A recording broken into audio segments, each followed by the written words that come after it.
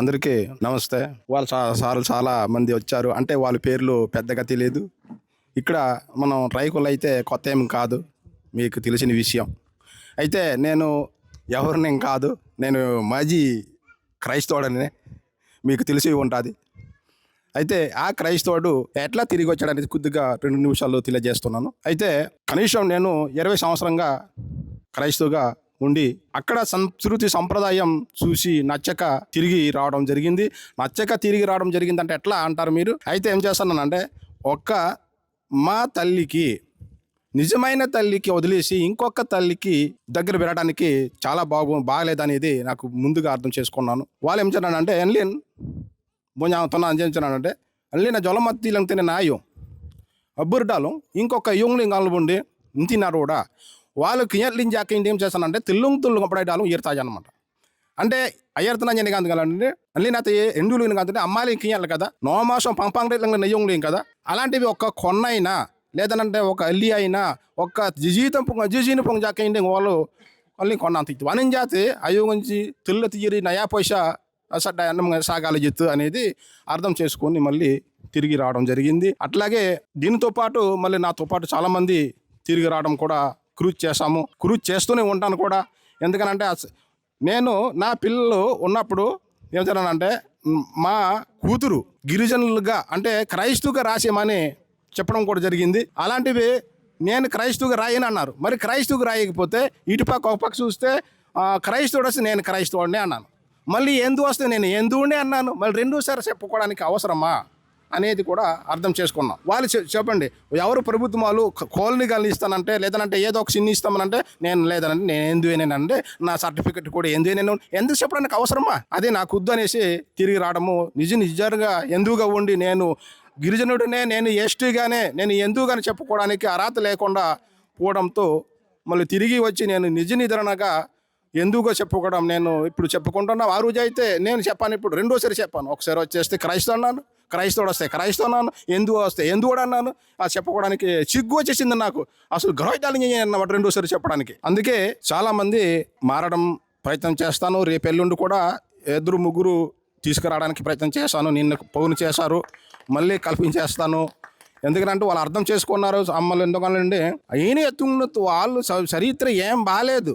నేను చెప్తున్నా, మీరు అర్థం చేయండి. ఎందుకంటే ఈ రాయకులు అనేది ఎందు సోదరులే ఉన్నారు. అయినా సో చాలామంది చెప్పేసి ఒకటే కియర్లబేనంటే ఎర్తడింగ్లు పన్నాங்க అయ్యర్తన్నా ఇంతిండి ఎత్తిపోయిండి అంటారు. 2 రోజులు చచ్చిపోతే 3 రోజులు వస్తారు కదా, మీరెందుకు బాధ అంటారు. మరి ఎంతకంటే ఎవరైనా చూపించారండి? వాళ్ళు చచ్చిపోయినప్పుడు బతికే వచ్చారా? కియర్లు ఎర్నా పగిలిపోతున్నా అది నాకు అబద్ధం. అందులో అబద్ధం. ఎవరు చచ్చిపోతే 3 రోజులు తిరిగి ఎవరు వచ్చారో అతనికి యేసు ప్రభు 3 రోజులు తిరిగి వచ్చారు. కనిపించడం లేదు ఇంతవరకే. వాళ్ళు యేసు ప్రభు కనిపిస్తున్నాయా? లేదు. కానీ మనకు మాత్రం అబద్ధాలు చెప్పేసి మీరు క్రైస్తవుకి రండమ్మా, మీరు చచ్చిపోతే 3 రోజులు వచ్చేస్తారు, మళ్ళీ తిరిగి వచ్చేస్తారా. అలాంటప్పుడు నేను అందరికి వెళ్ళిపోయింది కదా తిరిగి వచ్చేస్తే. అదే మనం తిరిగి కానీ చచ్చిపోతే తిరిగి కానీ వచ్చి ఉంటే ఎందుకు ఎందుకు ఉండడము? అందరికి వెళ్ళిపోయి ఉంది కదా. అదే ఇది అనమాట నా ప్లాన్. అయితే ఇంకా నీకు అబద్ధాలు రాయండి. ఏ ఒక్కటే కాదు. వాళ్ళు అంటే మొన్న అయితే ఏమన్నానంటే నేను చూస్తే నా అకౌంట్లో 250 ఉండేదండి. హలేలోయ అనగానే 1,18,000 వచ్చిందండి. 1,18,000 వచ్చింది అంటే అంటే నాకు ఆశ్చర్యంగా అయింది. అతని అకౌంట్లో 250 ఉన్నాడు. మీరంటే తిరిగి 250 ఉన్నాడు. మొన్న అయితే ఇంకొకటి సిలిండర్ అయిపోయింది. సిలిండర్ కూడా వచ్చేసిందండి. యేసుప్రభు వచ్చేసాడు. సిలిండర్ ఏమైనా చేయలేకపోతే యేసుప్రభు ఏమైనా ఇచ్చి వస్తాడు అంటే అంత అబద్ధాలు చెప్పేసి ఈ హిందూ దేశం కాకుండా క్రైస్తవ దేశానికి మాత్రం మార్చడానికి ప్రయత్నం చేస్తున్నారు తప్ప ఇది యేసుప్రభు కాదు. ఇది బ్రిటిష్ వాళ్ళు ఎట్లా ఈ 200 సంవత్సరం పరిపాలన చేశారు, దానిలాగా అమ్మడానికి ప్రయత్నం చేస్తున్నారు తప్ప మరి ఇంక ఏ దేవుడు యేసుప్రభు రాడు. యేసుప్రభు కూడా ఎంత ప్రార్థన చేసినా వాళ్ళు బాగలేదనేది మనకు తెలుసు. ఎందుకనండి మొన్న అన్నీ తడుంశంగా బయలు పోయినానండి. వాళ్ళు ఏం చేస్తారన్నానంటే బెన్సాడాలు అది చెప్పరు వాళ్ళకి. మా యేసుప్రభు బాగా చేస్తున్నాడు. అసలు బాగా అవడం లేదు వాళ్ళకి. ఎందుకంటే వాళ్ళు బాగా డాక్టర్లు అవసరమా? వాళ్ళు ప్రార్థన చేస్తే అవసరమా? డాక్టర్లు అవసరమా? డాక్టర్ల దగ్గరికి ఎందుకు వెళ్తున్నారు వాళ్ళు లక్షల మంది? అన్నీ నొంగాలండి. దెన్ అబద్ధాలు కయ్యేడాలు ఇతని అడేష ఆంగశాలం వాళ్ళు లేవు నా కోసం. వాళ్ళు మొనలేజారు నా కోసం, వాళ్ళు turojar na కోసం mengdalo. Nami sing ni taja mang Kristo lo maina krin na da koyete man renga na da koyete silan no sengam pang titam atarat konna te jade konna nil pang titam denga te espuru yemen kon battle lekpote college istadanడి. ఇలాంటి అబద్ధాలు చెప్పేసి వాళ్ళన్నీ ఈ మాటలు వినేసి నాకు ఆశ్చర్యంగా ఇంత ఇదన్నమాట. మొన్న అయితే అంటే ఏదో రకరకాలు నేను చెప్తూనే ఉన్నాను, అబద్ధాలు అనేసి నేను పూర్తిగా చెప్తున్నాను. వాళ్ళు ఏమన్నానంటే ఒకరోజు మా ఊరు వచ్చేసారండి, కొట్టేశారు మా ఊరు వాళ్ళకి. పర్మిషన్ లేకుండా మీరు పోలీస్ సర్టిఫికేట్ అంటే సంతకం చేసుకొని మీరు రండి అనేసి కొట్టేశారు. ఆ తర్వాత జడిచిపోయారు, వారినైనా కొట్టేశామనండి, వాళ్ళకే వెళ్ళిపోయి పారిపోయారు, కేసు పెట్టేస్తారంట. నేను ఉన్నాను, మీరు ఎందుకు కేసు పెడతారు, నేను ఉన్నాను అనుకుని ముందుకెళ్తే కేసులు లేవు ఏట్లేవు అని అంటే వాళ్ళ చట్టం లేకుండా ఎవరు వచ్చేమన్నారు మా ఊరికి ప్రసారం, ఎవరు రమ్మన్నారు? నేను పిలిచాను, వాళ్ళకి పిలవలేదు కదా. నేనేమైనా క్రైస్తవులు రమ్మన్నాను, మా ఊరికి రండి మాకు ప్రసారం చేయమన్నాను. ప్రసారం చేస్తే ఏమైనా బాగా ప్రసారం చేయాలా? మీరు చచ్చిపోతే 3 రోజులు తిరిగి వచ్చేస్తారు, హల్లెలూయా ఏమి తిరిగి వచ్చేస్తామనండి. చూశారు ఎవరు తిరిగి వచ్చేసారు? వాళ్ళ తల్లిదండ్రులు చనిపోయారండి, వాళ్ళు తీసి చూపించమనండి. వాళ్ళ భూమి ఎక్కడ ఉంది నేను చూపించమనండి. వాళ్ళు చనిపోయిన తర్వాత వాళ్ళ భూమి ఎక్కడ ఉంది వాళ్ళ జీడి తోట చూపించమనండి. వాళ్ళు చనిపోయిన తర్వాత తిరిగి వచ్చిన తర్వాత. అదే నేను డిమాండ్. అనవసరంగా ఇది ఒక్కటే ఈ భారతదేశానికి, ఈ ప్రశాంతమైన దేశానికి, భారతదేశానికి, క్రైస్తవ దేశానికి చేసి 200 సంవత్సరం పరిపాలన చేయాలనే ఉద్దేశం మాత్రం తప్ప మరి ఇంకెట్లేవు. అదే నా ఉద్దేశం. కనుక్కున్నాను, నేను క్రైస్తవుని కనుక్కున్నాను, అత్త చేత్తవే అదే అనమాట. ఏమనండి అసలు దౌర్జన్యంగా అంటే పవర్ఫుల్గా చెప్పాలని అంటే మేరీ మాత అనకూడదు, కానీ మేరీ మాత జ్వలమ్మను అతిలినప్పటికీ ఎందుకు గోడంకోళ్ళు చాలా ఎందుకు పుడతారనండి.